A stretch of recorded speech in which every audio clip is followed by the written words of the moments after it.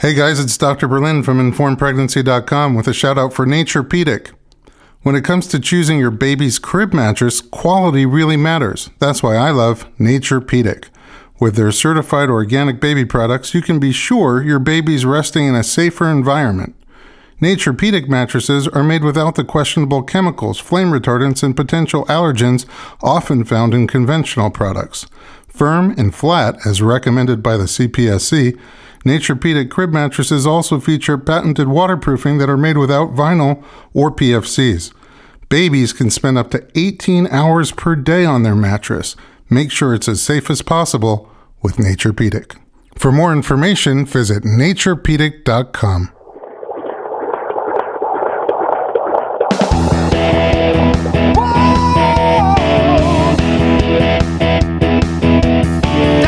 Doctor, give me the news. I got a whole lot of questions for you. This kid's gonna test my will. I got a lot to learn and my babies do.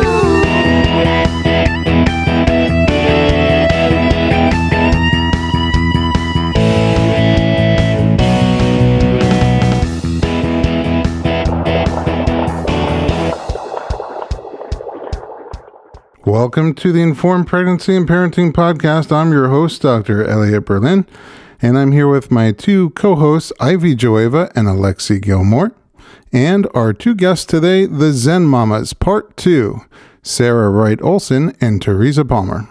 How did pregnancy feel for you, Teresa, your first one? I was just obsessed with it. I loved it so much. I've been prepping to be a mum for a very long time. In what way? You have to believe me. Like during that dark period, that my only saving grace was reading baby books. Oh, really? Like from the age of 17. And so I've like read every baby book under the sun just because during that period, it's all I would do because I've always wanted to be a mum. So when I finally got pregnant, I was extremely excited about it. Did you guys work during your pregnancy? Did you act? Yeah, I shot films right up until I was 8 months pregnant. Were your characters pregnant? No, I played like a homicidal, crazy, like maniac when I was 8 months pregnant. I mean, it was horrendous. And she was not pregnant. They had to try and hide it, and they did a very bad job of it. Because you watch it and you're like, she's straight up pregnant. Like, what? Why don't we talk about this in the movie? What is that movie? It's called Kill Me 3 Times with Simon Pegg.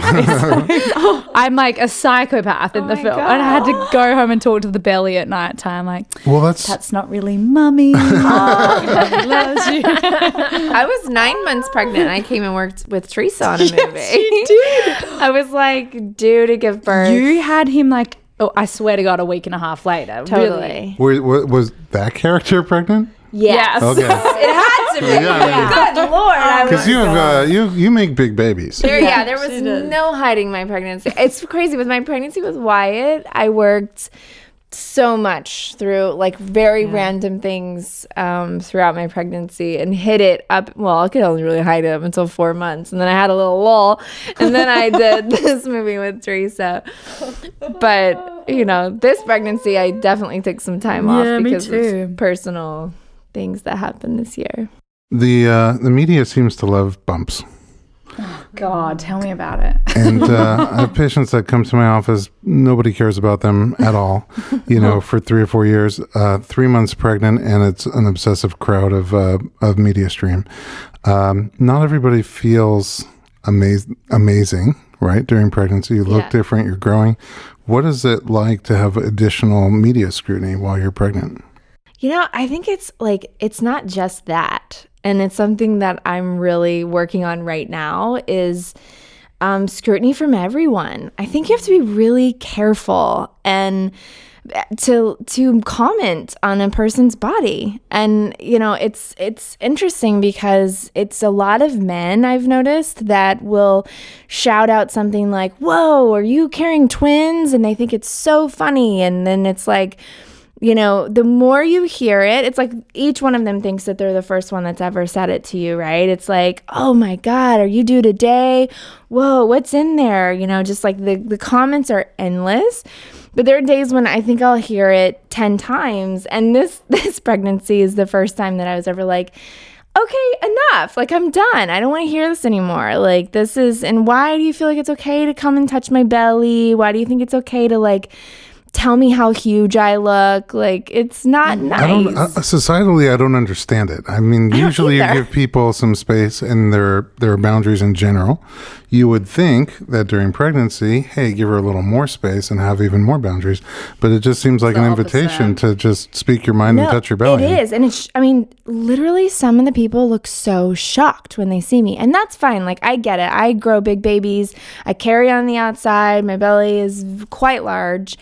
And I'm tall, and so it looks like this big bump on a tall woman. It looks fake, Sarah. I mean, I'm just looking at you now. That's okay. I don't mind that. But I was walking through this restaurant, and this guy stands up, and he looks like a deer in the headlights. And he literally, I had just come from an appointment with you, and I felt so good. This was last week. I was just like, oh, it was the best I'd felt in weeks, and I was so relaxed, and I was just like daydreaming about the birth and all this stuff. I was just going to pick up food for Wyatt, and this guy stands up and he's startled and he looks at me and he goes, "You look so uncomfortable." Oh. And I was like, oh my God, really? I was like, I feel so good right now. Yeah. Oh. And then I walked into the restaurant, sat down to grab the food, and the guy that manages the place walks by and he goes, "We're going to have to call a nurse today?" Oh, God. And I was like, okay, that's it. I'm done. I can't do it anymore. And I went out to our social media for your Zen Mama and was like, okay, tell me all the stuff that people have said to you. Like, this is what I'm hearing. Tell me what's being said. There's almost 300 comments on there of women being like, thank you. Yeah. This is what I hear every day. And it's crazy to me that people think it's okay. My wife was so upset a couple of times. You know, she's in great shape. She looks great. And then she carries really out like you do. Same thing. Yes. It looks fake. I mean, I'm looking at you right now with the way the table is. You don't look pregnant. And if you stand up, it is almost shocking because you don't look pregnant. If you look pregnant everywhere, then that would go with it. It's just the contrast. So I could see on the one hand how people are just like, whoa, but it's also like have a filter. And for her, I just remember one time we were dropping our 2-year-old off at preschool and she was almost due. And someone said, "Wow, you look huge." And she's like, "You look kind of huge yourself." And she wasn't pregnant. And the woman got upset at her. She's like, "You can't talk about it like that. I'm not pregnant." And she's like, "Well, why does it make it better that I'm pregnant?" It's something that needs to change. We need to and it's something you shouldn't even assume that someone is pregnant. I mean, I am always like, I do not say anything, even if I'm positive, because one time I worked at this retail store in New York years and years ago, and this woman came in and she did look pregnant, and I just was like, didn't say anything. She was shopping. You could tell she was feeling down about her body, and she's like, "Oh, nothing really fits." And so finally my manager came over and she was like, "Oh, well, when are you due?" And she goes, "I gave birth 3 weeks ago." Oh, that's the worst. And it was terrible. And I was just thinking, like, when you're saying that, it's like, it's even more terrible after you give birth and you still have your body is adjusting and, has been stretched out and all these things. So, I think we all have to be super sensitive about just... That's a great point. In general. And then I can only imagine magnified with media following you around. Well, the positive side is the people coming up to you. I mean, the positive side is women being like, "Oh my God, you're glowing. When is your due date?" It's like that's part of it. You feel like, oh, they're embracing. Like they're so like that's a comment. Like comments like that I get all the time too, which are fantastic, and it's so fun to hear that. It's like the negativity is just after the 100th time. I was at playgroup with Bodhi and I knew that there were paparazzi there because they usually follow me from my house. And I was like, oh, this sucks because I'm now the one bringing cameras to a play group with my friends and their children. And so I was like, felt this big burden. So I was like, I'm just going to leave a bit early.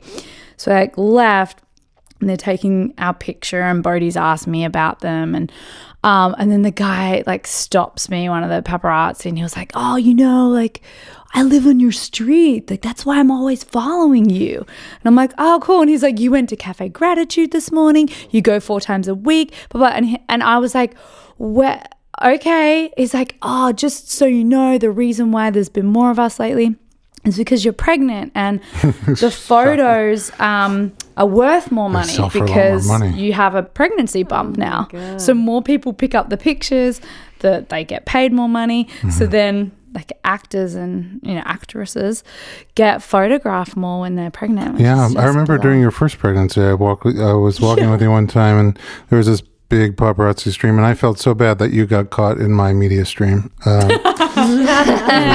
Thanks, terrible. Dr. B. Although I saw some of the pictures the next day, and you look amazing, and I just look like me. Let's talk about childbirth. How did you get ready for the first birth? You were both excited about it. So excited. You went first, Sarah. I was there. You were there. I was there first. Yeah, we went to each other's birth. Yeah. Oh, you went. She was at mine too. I didn't know that. Okay. Yeah. So you went to each other's births. Had you been to a birth before, Teresa? No. That was your first. Okay. Good. That was my Good first. And I was pregnant at the birth. You were pregnant, and so I was like, I'm about to do this. Oh, cool. So in the end, you switched. You went with a midwife and had a home birth. I did. And how'd that go?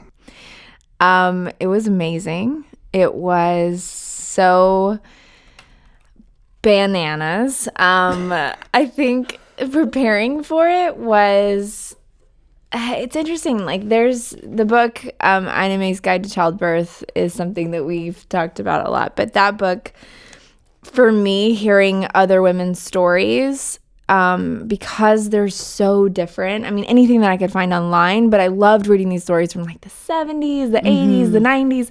It was just so cool to watch this sort of history of birth and sort of, feel a part of it in some way, like, I'm going to be doing this, and, maybe it's going to be this way, maybe it's going to be that way, and some of them sound, really, really wonderful and magical, and I was like, well, it's probably not going to be that way, but most of it just, I don't know, it was so cool for me to read it and daydream, what is this going to be? And I tried a lot of stuff. I mean, I was like, I was reading all about hypnobirthing, and I sort of did like a not a full-on class, but I got, I talked to somebody, and then I was listening to a CD, and then once I was actually in labor, because I didn't commit to it, listening to it just made me crazy. I was like, we need to turn that off. That's not working for me, because I did not put the time in beforehand. But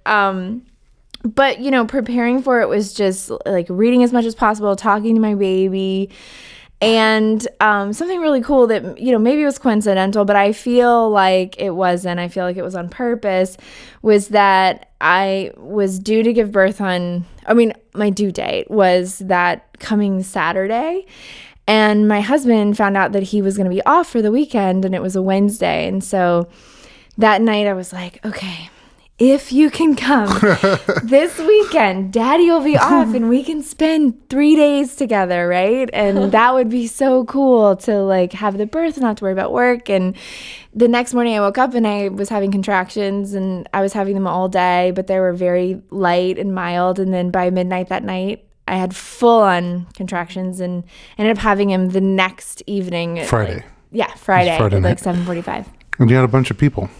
I had a bunch of people, yeah. Who was on your crew? I had my husband, who was so amazing through the whole thing. Amazing. I had Anna Paula Markel, your doula. Was my doula. And I had my lovely Zen Mama partner here, Teresa, who was taking pictures.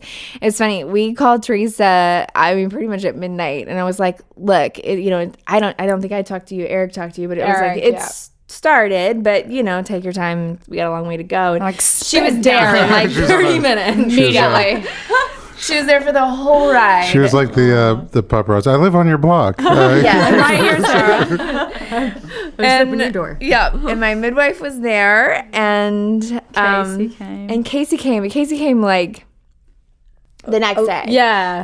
Hours before. 4 or something, yeah. She was 4, and I had the baby at 7:45. So she was working that day, and then she came by later. She came for the finale. I basically yes. Good move. I knew she was there act. fanning me at some point, but I was very... You were out of it. Yeah. You were out of it. She went to another place. It was amazing to watch.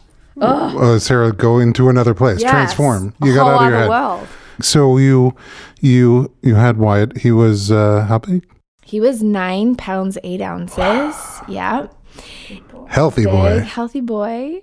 When I was 9 centimeters, what worked best for me was being in the water. I dilated from 4 to 9 in like 4 hours, and it was this thing that my husband was doing where he was holding my head above the water and taking my body, and he was like swaying it from one side to the other side, and it was just going back and forth, and he was in a squat position, no joke, for 4 hours straight. And it was crazy. Every time he needed to like stand up, I just latch onto his arm so tight, and I do not move because this is the only thing that feels so good, you know. And I remember there was one point where I was very, very quiet throughout the whole birth, but there was one moment when I said, oh no, like I just felt this big one coming on, and I was like, oh no. And Apollo was like, no, Sarah, say yes to the contraction, make it bigger and stronger. And then I was like, yes, and so like started incorporating this yes word into what was happening. And then that's when things really started to get, moved along. But I had to get out of the water. My water hadn't broke yet. And my midwife broke my water at 9 centimeters.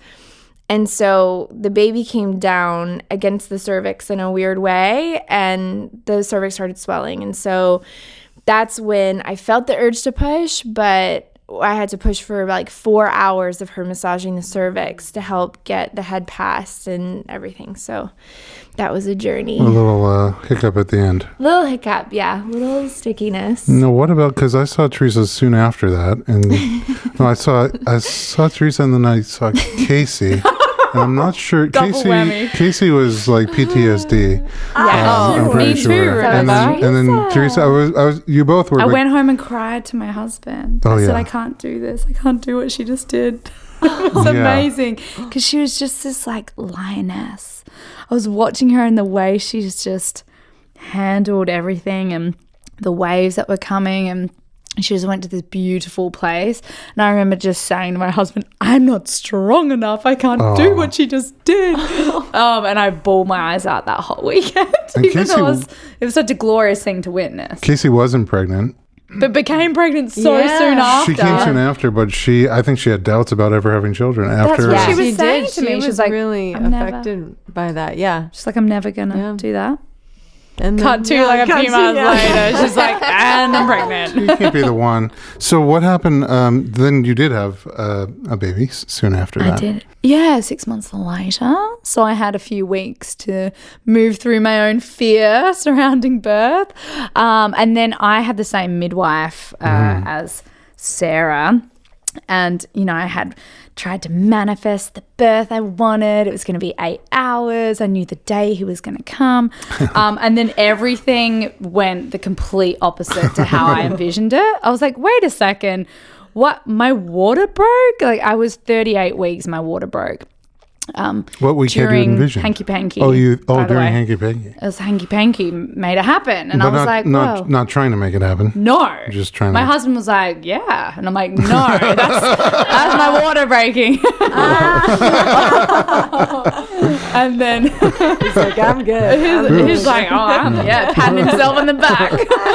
I was like, no, honey, no. But yeah, it was so strange because I had read all these books, obviously. I had gone to my hypnobirthing classes and read all the Ina May Gaskin books. And so I expected just to go straight into labor. And then I just never went into labor on my own. And I remember going in to see my midwife, and she's like, well, the clock's against you now because your water has broken. You need to get this moving. And so I had to have an acupuncturist come in and do acupuncture, and that didn't work. And then what did work was I drank castor oil. Oh, really? Yeah. I do the whole cocktail, like with the orange juice and vodka? the whole vodka. Yeah, I did. No, there's no alcohol in it, but I just swigged it, and then like immediately it was like, I'm going to be in the toilet for a little while. I always have mine with vodka. Straight away. Yeah. But my contractions just started straight away. And then right after you drank the castor oil? Within half an hour. Within half an hour. I was like, wow, that really does work. Yeah. And then I really enjoyed my labor. I labored at home for a really long time. Unfortunately, I couldn't get in the birthing pool when I wanted to because my water had already broken so early. And so I was able to get in the water later on when I was like 9 centimeters. You didn't have a whole team of people in there. I did. You did. I had Sarah was taking pictures and just being an amazing support. I had my husband, I had a doula, and the midwife. Okay. So you're just missing a few people. I was just missing an extra friend. Yeah, a lighter crew. But it was real. I found some positions that I loved. Like Sarah always says how funny it is that I found this one position in the shower on the birthing ball, like with the hot water coming down, and she was like, "You were like orgasmic." She was. It was so amazing because she kept running her hands through her hair. She was being like, "Oh, this feels so good," you know. And Mark, her husband, and I were just like cracking up together. It was the best feeling ever. She was so beautiful. It was so good. But then things like again went very differently to how I thought, and then by 10 centimeters dilated, my midwife was really worried about the time because he had been out of the water now. I think we were going on 34 hours. Oh, wow. Like it was a really long time. 34 hours since your water broke. Yeah, can you just, because some people might not know what that means. Well, once your water protects, your amniotic sac protects the baby from bacteria. Okay, once the sac breaks, now there's a portal of entry for bacteria to get in, and time is against you. The longer you wait, the more likely you'll get an infection. Plus, it's not really water. It's like if I was a bacteria, I would want amniotic fluid as my breakfast, lunch, and dinner. It's got all the nutrients. It's warm, it's static. It's a great medium for growing bacteria. So that's the concern. I see sometimes in the hospital to buy you more time, if you want to go this route, some of the practitioners will give you IV antibiotics. So you can sort of minimize the risk of infection and keep going, but then you have the downside of the IV antibiotics. Yeah. So it's and I was at the home, I was at the house, and then my contractions just stopped at 10 centimeters. I could feel his head, and I had 0 contractions. Really? For almost an hour, I'm like waiting for a contraction, but his head's right there. So I remember, I don't know if you remember this, Sarah, I was trying to push on my own without a contraction. And then Davey was like, look, the combination of having no contractions and also he's been out of the water for so long, I think we should transfer. We could see his head. Yeah, we could see his head. I was like, I'll just push it out. Like, no, this isn't going to happen. Was there no thought of a second swig of castor oil at that point, or too late? We had an acupuncturist come in and that didn't work, and then finally we're like, all right, let's just get in the car. She said no to the castor oil. Yeah, again. she did. Right? Yeah. I don't remember, but then I got to the hospital and then I had this fever, and so that's what they're worried about. Yeah, that's what they're worried about. And then they were nervous that there was something that was going to be wrong with the baby because I now had a fever. They didn't want it to transfer onto him. So when I gave birth, I pushed him out in about 30 minutes. They gave me they gave you Pitocin? 3. Yeah, they gave me. They 3 say units. 3 drop. Yeah, 3 units of Pitocin. Maybe. It wasn't a lot, but it was enough to kickstart some labor contractions. I felt like the pushing stage went quite quickly. It was 30 minutes, and then, but immediately he was taken, like they cut the cord. He was on me for maybe a minute, and then they took him off and took him to the side and checked him out, and he was fine. And it was because of the fever. The NICU team was standing right at the door waiting for the baby to come out and they were just gonna put him on the Panda. Is that what it's called? Yeah, the little warming tray. Yeah, the warming tray.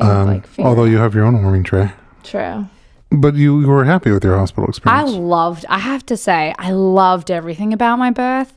And for me, the greatest gift was that it just set me up for motherhood. I mean, not having expectations and just being present and in the moment and allowing whatever happens to happen. It was, for me, I was like, oh, that's the reason why my birth went this way, because I just got this beautiful lesson. Oh, that's beautiful. Because also I have to say, like, as soon as I got there to your house, I remembered seeing something that just made me laugh so much because it's so Teresa. She's so organized and together about stuff. I mean, you are like with some things. you like to put out there, like, so there was a big orange poster board on the wall, and the mark, like the dot. Yeah, and it had everything that needed to like be done during labor to help her during labor, right? And so it was things like, that I could look at in case I and needed grab my onto, check-in. like, what is it, what can I do to help myself through this? Yeah, it was next like crushed ice. phase? It was like, it's I love that though. You see was that usually at a amazing. home birth, and it's beautiful to just see. well, I had it for my kept taking husband. pictures of it. I would like kept trying to take pictures of it and get them in the background, you know? It's Doing just the items on there? yeah, it was just like such a cool thing. But Mark told me he literally referred to it. He was like, the ice cubes. All right, I have to get the wet flannel. I gotta get the thing. But yeah, that's how I am. Like, I love that. and it's funny really because love I that. feel like Sarah and I had really different experiences because she went to this like other cosmic space, and I felt like I was so in my body, but I was like, here comes the contraction. How many centimeters am I dilated at this point? Okay, all right. There's another one coming. Like I was so you were like straddling like in your neocortex, the rational part of your brain Yeah. that's thinking about things, but also jumping back to your limbic system where you just let your body do her thing. yeah, like I was definitely straddling the line. I wasn't just like let go, let it do you happen. want to let go this time? Or do you like that? Yeah, I think so. Gosh, it's gonna be really hard because of my personality. Yeah. Yeah, but you're I more would zen like now. to try and let go a little more. Sarah's not going to be there. Sarah's not. She No, I might might. now. She might Sarah might now. be there. I might have to birth in America this That'd second be time around. terrible.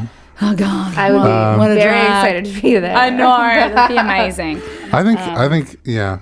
I don't know what the pros and cons are both, but you said something that's really important in general for people planning a birth. And Ivy, as a childbirth educator, I think also, there's two points I want to make here. Number one, the medical community has medicalized childbirth so much that they've taken what should be incredibly good things, inherently good things like epidural, like cesarean, like forceps. Any of those interventions should inherently be amazing because somebody who needs a cesarean and has access to a cesarean, there's nothing greater than that. To be able to safely get that baby out in 3 or 4 minutes time, whatever it is, it's just, it's life-saving. But when you overuse it, it all of a sudden starts to do more harm than good. And that, so that's part A. There's so much pushback against those things. And I don't think there's anything wrong with a hospital birth. That's where you feel safe and comfortable and supported. Go have a hospital birth, But there's a lot of pushback against hospital birth because their cesarean rates are so high because they over medicalize. But you had a great hospital experience. And the other part of it is the birth plan. Everybody's like all about the birth plan. And there's this rigid, I got to do this and I can't do that. I'm going to do that. But I think over time, what's evolved for me watching so many women give birth is that it's really a flow chart. It can't be a rigid plan. It's a flow chart. You start with the most natural birth you can envision yourself having, or that you want to have. For some people, it's out in a horse trough with a mud puppy. I would love that at some point. For other people, it's at home with a midwife or at the hospital with a midwife, with drugs, without drugs. Maybe it's an elective cesarean, which I also support. If somebody does the research and says, my comfort zone is elective cesarean, it's your body, your baby, I support you, I'm behind you. But you start with the most natural one you want, and then it's a flow chart. If I have to do this, I'm going to do this. Or if I have to make a choice, this is a choice I'd like to make. And every flow chart, every birth flow chart ends in cesarean. It has to, because sometimes you'll need to go down there. And if you do, then you didn't fail. Your birth plan didn't fail. Your birth plan was to have your baby at home, but you didn't have it at home, but you didn't fail because your plan always was, if I needed to go to the hospital, I'm going to go. And you still continue to have a strong, empowered, supported birth. I feel empowered by that experience. And it's funny that Sarah and I both now, with our second babies, decided to have hospital births. Tell me about it, just because you want to write the Zagat guide to different places to have a baby? Or? You got it. Yeah, for me, I have big babies, and my son did get stuck, and there was like a moment of scariness for not so much me in the moment, because I really didn't know what. I just knew that when they turned me over, I knew what that meant, because I'd read so much about Ina May that when they were the like gasket maneuver? Yeah, when they were like turn over on all fours, I was like, shit, he's stuck, like I knew that that's what that meant. And there wasn't a moment of like fear that crept in that said like, okay, like this isn't going to happen. It was like, what do we do to make this happen? All right, fine. I'm going to turn over. She said, turn over. Let's do it. And then, which is fine. And he came out and he was great. But I am now going to do a hospital birth. But I'm also excited about embracing that. Well, how did you plan for it? I mean, it's imminent. It's going to happen very soon. It's very soon. So I assume your planning is done.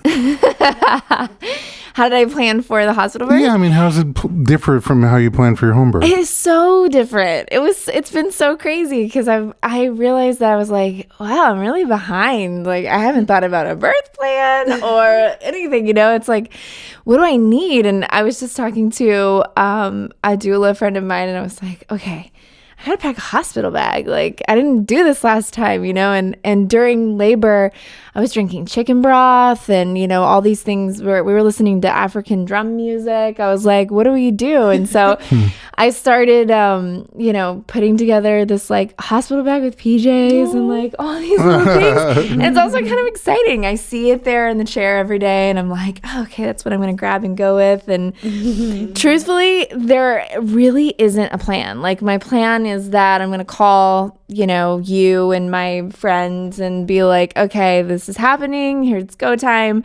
I'm going to either go to the hospital or go to a hotel nearby, depending on what time of day it is, because I live kind of far from the hospital that I'm going to. You have an amazing OB.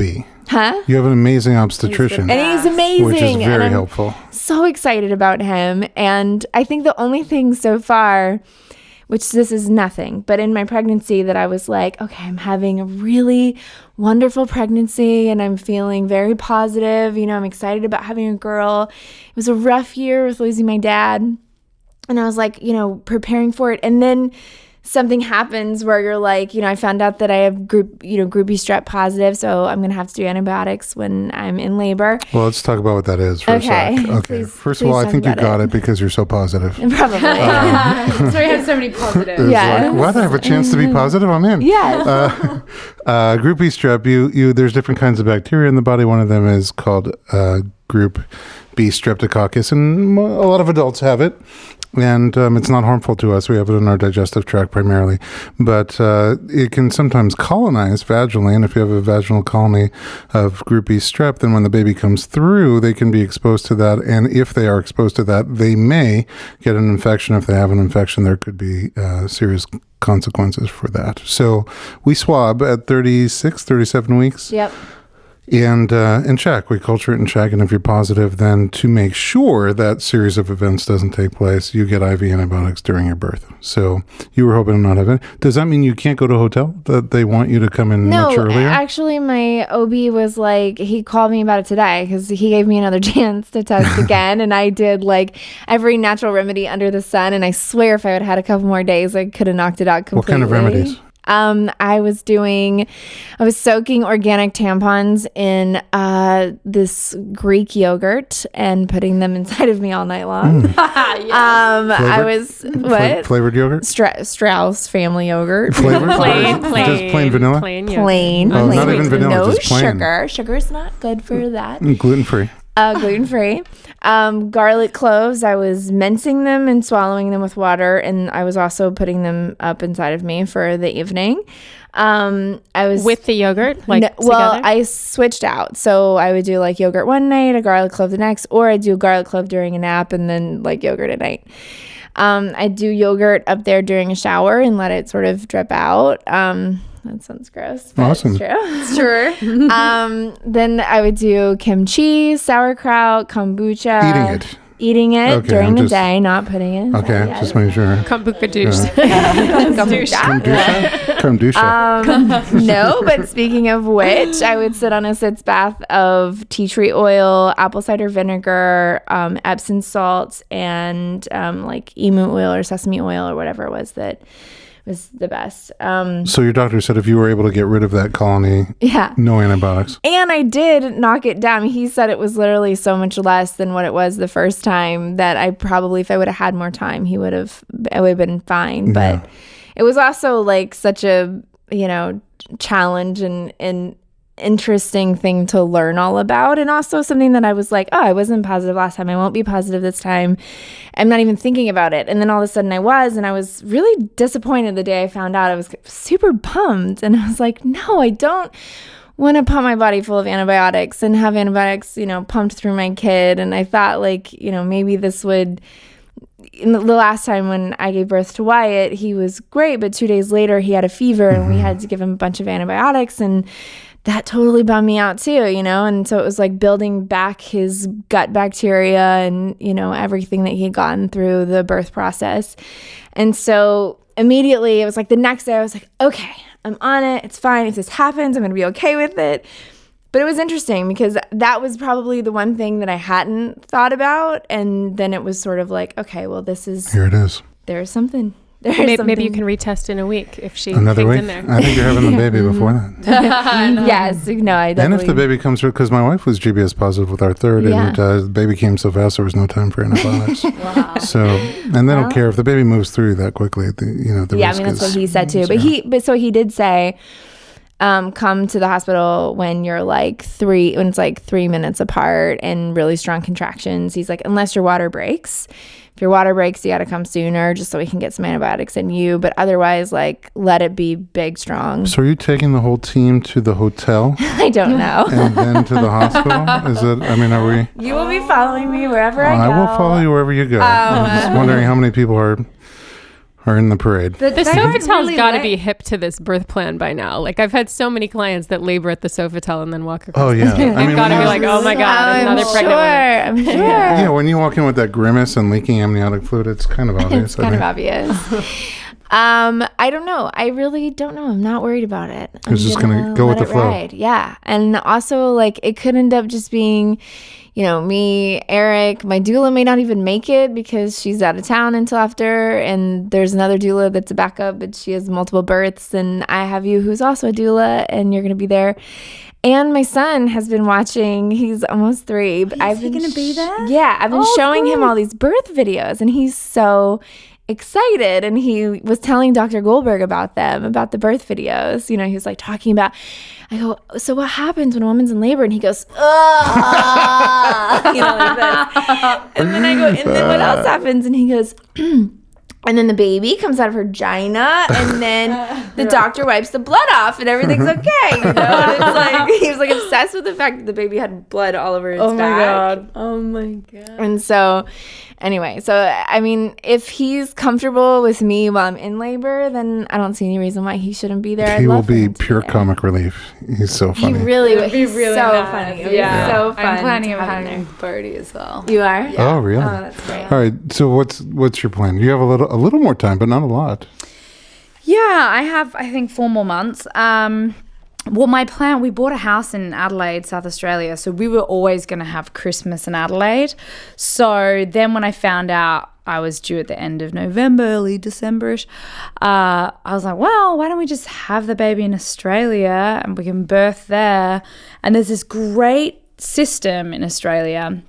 It's a midwifery program, so you don't have a doctor, you have a midwife, and this whole floor of a hospital is just purely midwives. No doctors come onto the floor. So I can still have a midwife-led birth, but I can also birth in the water. Every room has these massive birthing pools.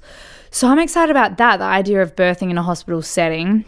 And then having a midwife and being able to potentially have a water birth, which would be such a dream of Well, they have water birth at the hospital with the midwives. Hospital, yeah. And I don't know if they offer that here. You would know. Not really, no. You can labor in the tubs, and they're not very comfortable tubs, but you're not allowed to birth in them. Right. In Los Angeles, there are several cities where they have great hospital birthing centers with tubs and midwives. Yeah, and I had an issue with my placenta straight after the birth, which I would have had to have transferred after I had given birth at home if I had had a home birth. Was it not coming out? It just didn't come out. It got ripped out. It basically got ripped out. Everything inside you wants to stay. Yeah, it's That's like, what it I'm seems staying. Like. Yeah. It came out in pieces. There were holes in my placenta. Oh, wow. So I was told, I don't know, maybe you would know more about this, but I was told that there is a higher percentage that could happen again. It could happen again, sure. So that's also another reason why I decided on the hospital birth. Okay. But now you said you might not be in Adelaide. Well, I just found out my husband might be getting this show. Oh. And if that happens, that shoots over this side of the world. So I would do it here. I have the same OB as Sarah. Oh, wonderful. So again, I'm going to have like the same crew of people. Same team. You can come. You'll I'd be be happy there. to. It'll be great. Bodhi will be there. Oh, It'll yeah. be perfect. It'll just be, yeah. Thank you for joining us on the Informed Pregnancy and Parenting podcast. That concludes part 2 of the Zen Mamas. For notes, links, and pics from today's podcast, visit informedpregnancy.com. Your questions and comments are always welcome via email at info@informedpregnancy.com.